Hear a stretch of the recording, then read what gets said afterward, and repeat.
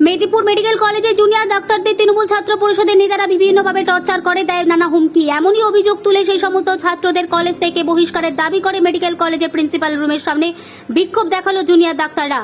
এদিন প্রিন্সিপালের রুমের সামনে এবং মেডিকেল কলেজের সামনে বিক্ষোভ দেখায় তারা। লিখিতভাবে দাবিপত্র জমা দিয়েছেন প্রিন্সিপালের কাছে।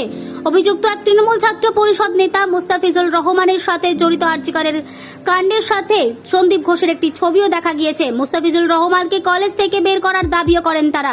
প্রথমেই আমি এটা বলতে চাই, এটা পরিষ্কার করতে চাই, যেটা একমাত্র আমার ব্যক্তিগত অভিজ্ঞতা না, আমার পেছনে যতজন আছে দেখছেন প্রত্যেকের এটা অভিজ্ঞতা, এবং যতজনকে বাড়িতে ভয় দেখিয়ে পাঠিয়ে দেওয়া হয়েছে তাদেরও অভিজ্ঞতা এটা।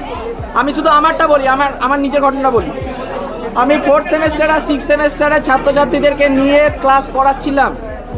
তাদেরকে ভয় দেখিয়ে বলা হয় যে এরকমভাবে ক্লাস করা যাবে না। তারপরে মুস্তাফিজুর রহমান এবং তাদের দলবল, যাদের নাম আমরা চিঠিতে